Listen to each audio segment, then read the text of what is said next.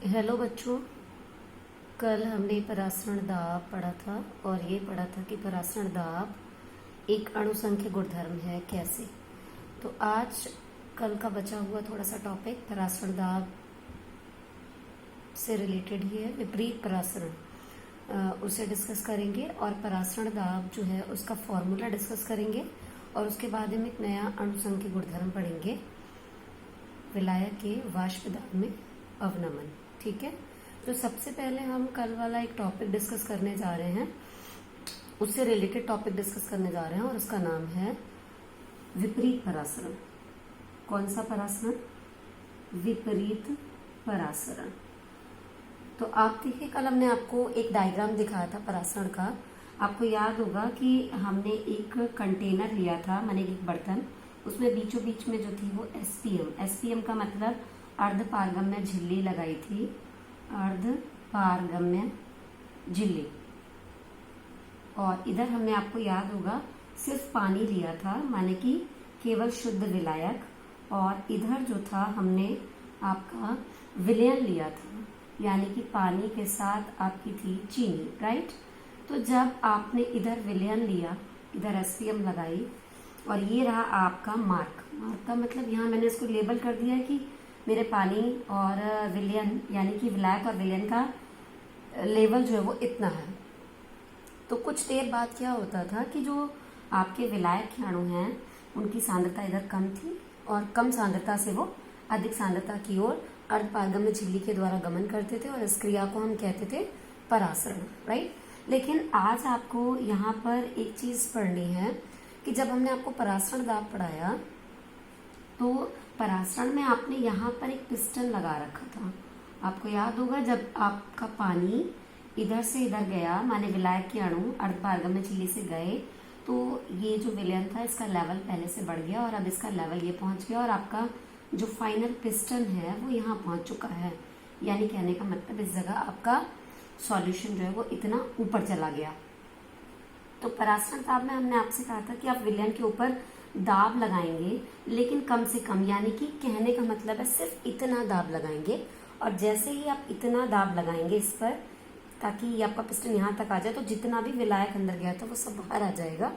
तो उस जो क्रिया थी उसे आपने परासरण दाब कहा था, उस घटना को। यानी परासरण दाब क्या था कि किसी भी विलयन पर लगाया गया कम से कम दाब, विलयन पर लगाया गया कम से कम दाब जो परासरण की क्रिया को रोक दे, क्योंकि जितना भी आपका यहाँ पर क्या कहते हैं विलायक अंदर आया था वो सब किधर चला गया, बाहर चला गया।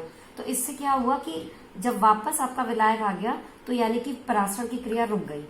लेकिन क्या होगा अगर हम इस परासरण दाब, इतना दाब जो है वो आपका परासरण दाब है और परासरण दाब को पाई से इंडिकेट करते हैं, लेकिन अगर आपने इस दाब से थोड़ा ज्यादा दाब लगा दिया, सपोज आपने इस पिस्टन को यहां तक पहुंचा दिया, तो इस विलयन के अंदर पाया जाने वाला विलायक भी इधर आ जाएगा, माने इस विलयन के अंदर से पानी इधर आ जाएगा।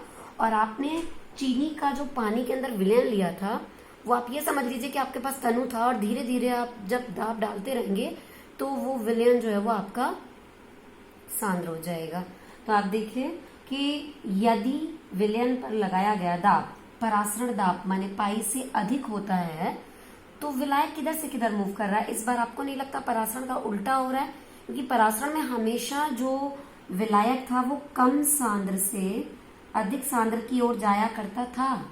ये कम सांद्र था और ये अधिक सांद्र था, कम सांद्र से अधिक सांद्र की ओर जाया करता था। लेकिन आज क्या हो रहा है कि जब हमने विलयन के ऊपर परासरण दाब से थोड़ा अधिक दाब लगा दिया, तो इस अधिक सांद्र विलयन में से विलायक के अणु जो है वो कम सांद्र विलयन की तरफ जाना शुरू कर चुके हैं। तो इससे क्या पता चल रहा है, आपको नहीं लगता यहाँ पर परासरण का बिल्कुल विपरीत हो रहा है।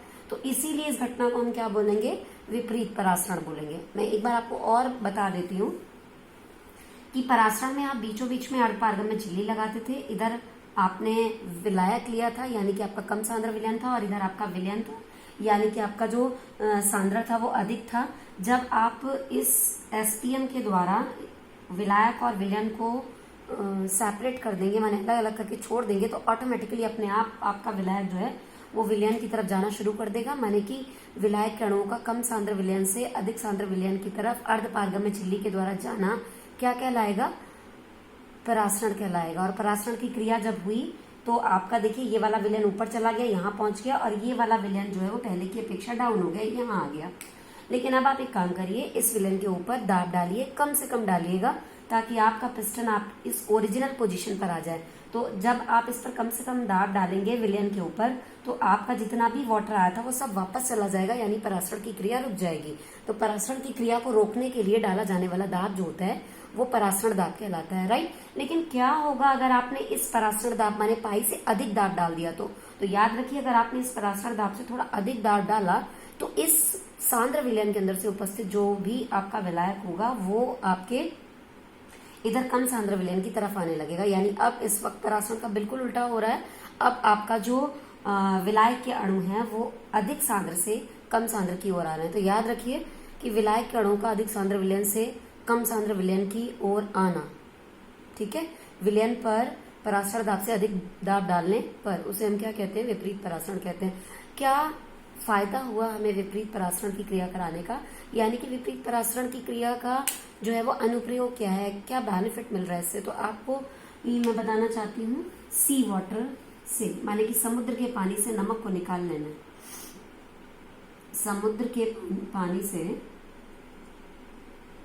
नमक को निकालने में, नमक को निकालने में ये इसका एप्लीकेशन है। अगर मैं आपको एक और चीज बताऊं, आजकल गांव में तो बहुत कम लोगों के यहाँ आरओ लगे हुए हैं, लेकिन शहर में सबके यहाँ आरओ लगे हुए हैं। जो आप विपरीत परासरण हमसे पढ़ रहे हैं इसको इंग्लिश में आरओ बोलते हैं। What do you mean by RO here?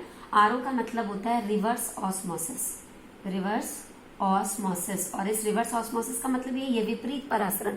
तो अब देखिए, आपने अपने घरों में आरओ लगा हुआ देखा है। आरओ का काम क्या होता है कि आपके घरों में जो पानी आ रहा है नॉर्मल टैप के अंदर, और उस टैप के अंदर लवड़ों, वो जो पानी आपका आ रहा है उसके अंदर लवड़ों की संख्या बहुत अधिक है।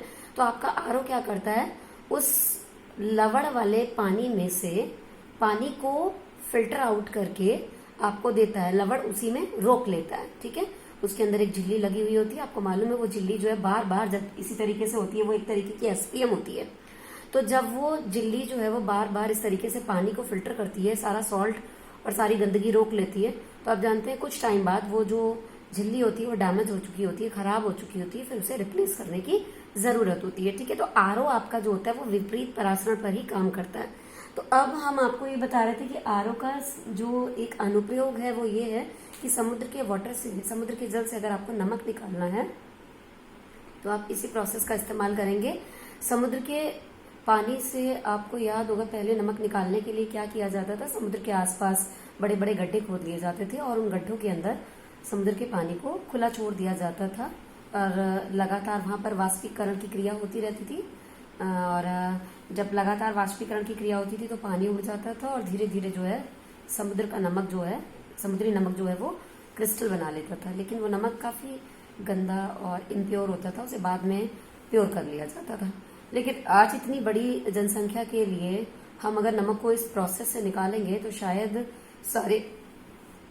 सारी जनता को नमक अवेलेबल नहीं हो पाएगा। इसलिए आज नमक को निकालने के लिए हम बड़ी बड़ी मशीनों का इस्तेमाल करते हैं जिनके अंदर आर्टिफिशियल माने कृत्रिम रूप से बनाई गई एसपीएम माने अर्धपारगम्य झिल्ली का इस्तेमाल होता है। उस अर्धपारगम्य, उसको आप ऐसे समझ सकते हैं, उस मशीन के अंदर यही कॉन्सेप्ट काम करता है।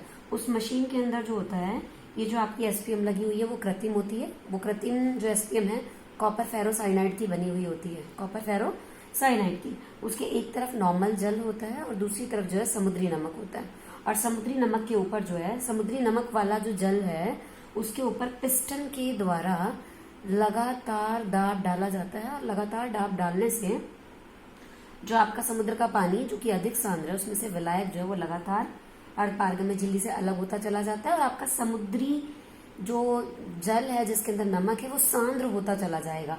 तो जब वो काफी ज्यादा सांद्र हो जाता है तो उसको निकालकर थोड़ी देर उस विलयन को छोड़ देते हैं और उसमें से बचा कुचा जो थोड़ा बहुत पानी होता है वो इवेपोरेट हो जाता है और उसके बाद आपको जो है वो नमक प्राप्त हो जाता है। तो देखिए, आपका आरओ जो है माने कि विपरीत परासरण जो है उससे आपको दो बेनिफिट है। एक तो समुद्री नमक आपको मिल रहा है, दूसरी बात आपके घरों का जो पानी है वो फिल्टर हो रहा है। यानी आपको खारा पानी, जहाँ कहीं भी खारे पानी की प्रॉब्लम होती है तो वहाँ लोग सबसे पहले आरओ लगवा लेते हैं, राइट। तो ये था आपका रिवर्स ऑस्मोसिस। एक छोटा सा पॉइंट आपका कल और छूटा था, वो ये था कि ऑस्मोटिक प्रेशर को पाई से इंडिकेट करते हैं और इसका फॉर्मूला क्या होता है। तो याद रखिए, ऑस्मोटिक प्रेशर यानी पाई को बर्कले हार्टले ने सबसे पहले कैलकुलेट किया था। ऑस्मोटिक प्रेशर को एक विधि द्वारा कैलकुलेट किया जाता है और वो बर्कले हार्टले ने बनाई थी। वो विधि तो आपको नहीं आएगी सिलेबस में, माने कि डिटेल में नहीं है।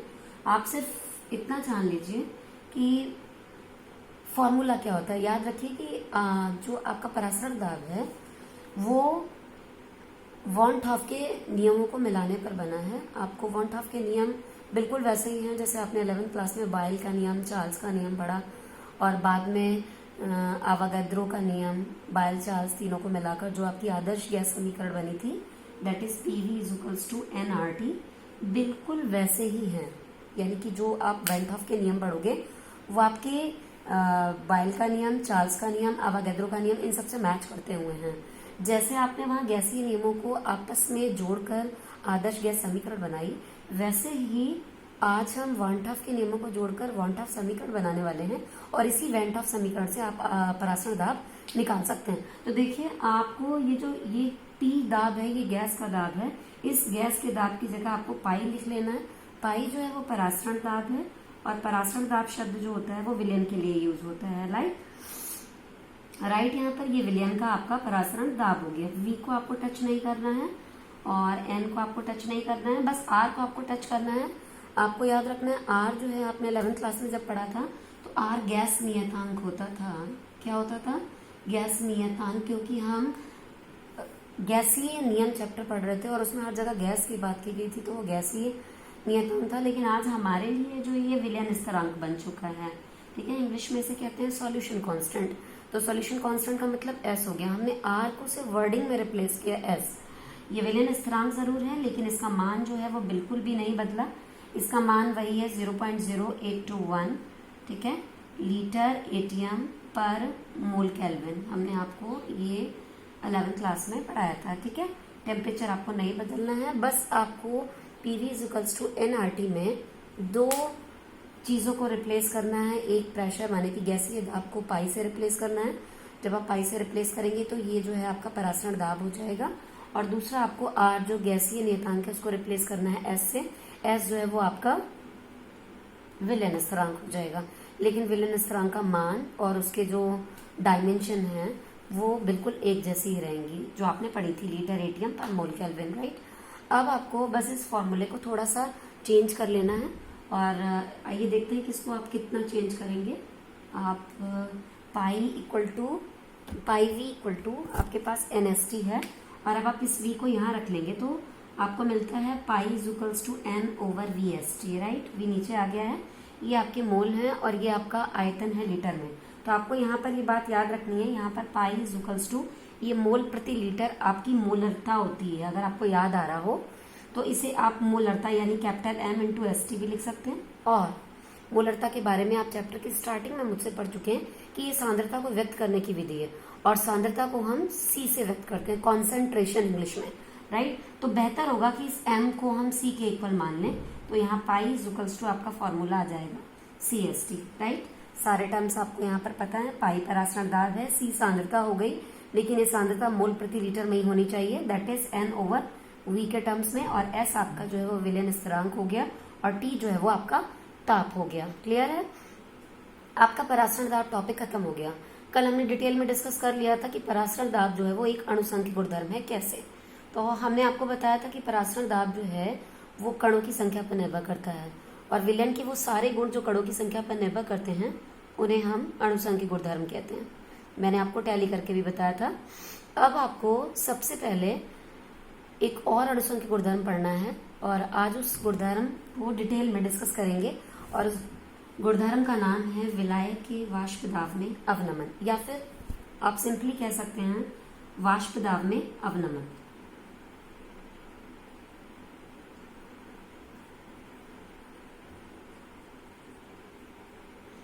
वाष्प, अगर डिटेल आप देखते हैं तो यहाँ पर है विलायक के वाष्प दाब में अवनमन।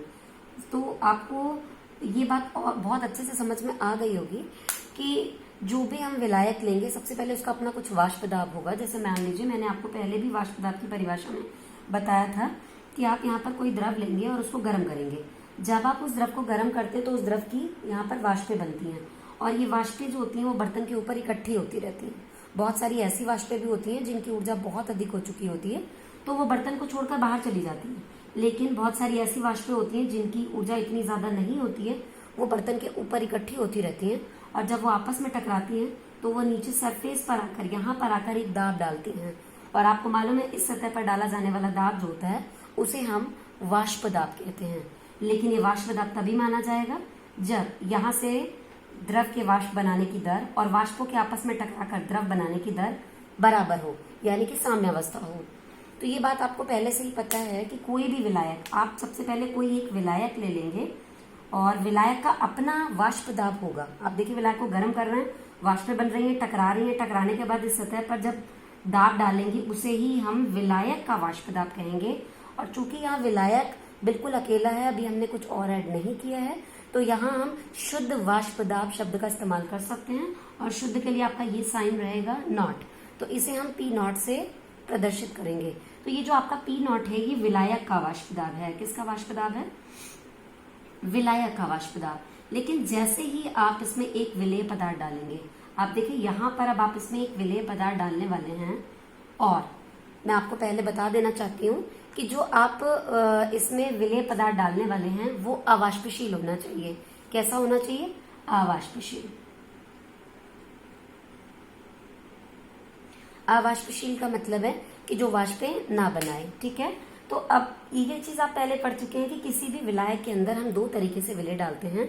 जब कभी भी हम ऐसा विलेय डालते हैं जो वाष्पशील होता है तो वो क्या करता, विलायक तो वाष्प बना ही रहा था, विलेय भी बनाता, तो वाष्पों की संख्या बढ़ जाती, उनके बीच टक्कर बढ़ जाती, तो यहाँ पर वाष्प दाब भी बढ़ जाता है, यानी वाष्प दाब में कोई कमी नहीं आती। लेकिन अब हमने जो विलेय लिया है यहाँ पर वो वाष्पशील नहीं है, वो आपका अवाष्पशील विलेय है। अवाष्पशील विलेय बिल्कुल वैसा ही है जो न वाष्प बनाएगा न बनाने देगा। ये बिल्कुल किसी भी क्लास के ऐसे बच्चों की तरह होता है जो ना पढ़ते हैं और ना किसी को पढ़ने देते हैं। आप देखिए अगर कोई बच्चा क्लास में पढ़ने वाला नहीं होता तो ऐसा नहीं है कि वो चुपचाप बैठा रहे, वो अपने अड़ोसी पड़ोसी को भी तंग करेगा। ठीक है, तो ना पढ़ेगा ना पढ़ने देगा और ना ही पढ़ाने देगा। तो आप मुझे बताइए, बिल्कुल ऐसे ही है, ये अवाष्पशील है, ना ये वाष्प बनाते हैं और ना ये बनाने देते हैं। तो अब बनाने क्यों नहीं देते? आप देखिए क्या होता है कि जैसे ही आप इस विलेय को यहाँ डालते हैं तो ये विलेय यहाँ पर जो आपका विलायक है उसकी सतह को कवर कर लेता है। कवर करने का मतलब उसको ढक लेता है। तो जब हम विलायक को गर्म करते हैं तो नीचे से कुछ वाष्पें बनती हैं जिन्हें जगह मिल गई। जिन्हें जगह मिल गई वो तो निकल जाएंगी, लेकिन कुछ वाष्पें ऐसी भी होंगी जिन्हें जगह नहीं मिल पाई क्योंकि ऊपर जो विलेय है वो अवाष्पशील आ गया, तो वो टकरा के वापस अपने विलयन में आ जाएंगी। तो आपको नहीं लगता कि विलायक पहले ज्यादा अच्छे से वाष्पें बना रहा था और अवाष्पशील विलेय डालने की वजह से उसकी वाष्पों की संख्या में जो बाहर निकल रही थी उसमें कमी आ गई है। जब यहाँ पर वाष्पें कम बन रही हैं तो वो आपस में टक्कर कम करेंगी और जब उनकी टक्कर कम होगी तो यानी कि वाष्प दाब भी कम होगा। तो आप देखिए, आपको नहीं लगता कि जब आपने यहाँ पर एक अवाष्पशील विलेय डाला तो वाष्पों की संख्या क्या हो गई? कम हो गई, जिससे वाष्प दाब भी कम हो गया। यानी यूं कहें हम एक शब्द में, एक लाइन में यूं कहें कि अवाष्पशील विलेय डालने पर किसमें? विलायक में बनेगा क्या? विलयन। तो उस विलयन का वाष्प दाब जो होगा वो कम हो जाएगा।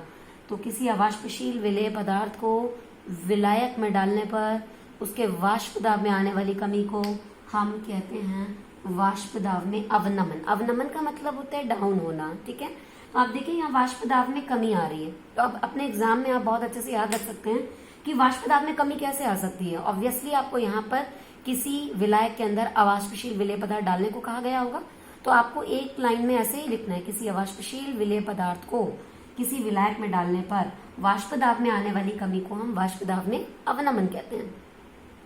अब आप एक बात बताइए, जब आपने इस विलायक के अंदर विलेय पदार्थ डाल दिया है तो अब आपको जो यहाँ पर मिला है वो विलयन मिल चुका है, क्योंकि अब आपके पास विलेय भी है और विलायक भी है। लेकिन इस विलयन में वाष्पें कम बन रही हैं, टक्कर भी कम हो रही है, तो यहाँ लगने वाला जो है वाष्प दाब भी कम है।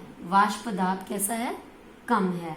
तो अब आपको एक बात और याद रखनी है कि जो विलयन का वाष्प दाब है उससे मैं पीएस से इंडिकेट करूंगी। किससे इंडिकेट करूंगी? पीएस से। आपका जो विलायक का वाष्प दाब है वो पी नॉट है और जो आपका विलयन का वाष्प दाब है वो पीएस है। ठीक है, कितनी कमी आई है, वाष्प दाब में कितना अवनमन हो रहा है, तो ये हम कैसे निकालेंगे? क्योंकि ये वाला वाष्प दाब बड़ा है और ये वाला वाष्प दाब कैसा है, छोटा है।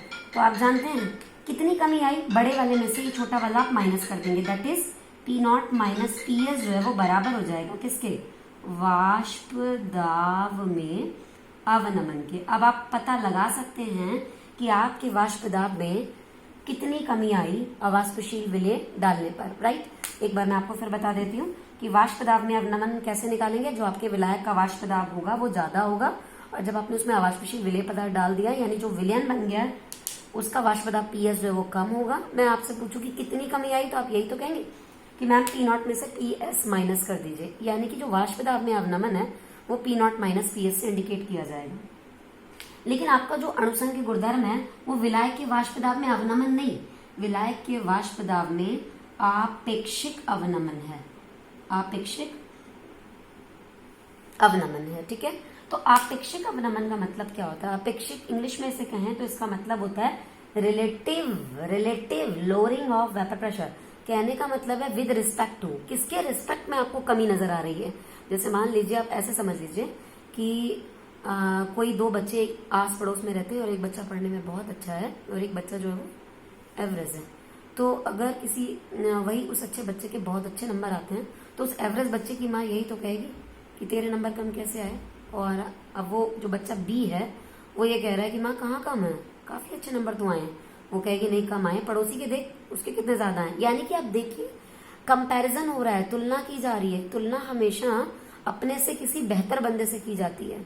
ठीक है, तो आप देखिए जब तुलना यहाँ पर की जाएगी यानी कि विद रिस्पेक्ट टू देखा जाएगा कि वाष्प दाब में कमी तो आ रही है लेकिन किसे देखकर लग रहा है कमी आ रही है। तो बार बार ऐसा नहीं लग रहा है कि यार विलायक के रिस्पेक्ट में वाष्प दाब काफी कम हो गया, विलायक का तो काफी ज्यादा वाष्प दाब था, विलयन का तो वाष्प दाब काफी कम हो गया। बार बार ऐसा प्रतीत हो रहा है कि इस विलायक का वाष्प दाब ज्यादा था, हमेशा तुलना ज्यादा वाले से होती है। तो इसलिए आपका P not minus P S तो वाष्प दाब में अवनमन है, परंतु अगर हम इसको पी नॉट माने कि विलायक से इसकी तुलना कर दी जाए तो ये हो जाएगा आपेक्षिक अवनमन। तो याद रखिए P not minus P S upon P not को हम कहेंगे वाष्प दाब में अवनमन नहीं, अब हम इसे बोलेंगे वाष्प दाब में आपेक्षिक अवनमन। शायद आपको बिल्कुल अच्छे से समझ में आ गया होगा।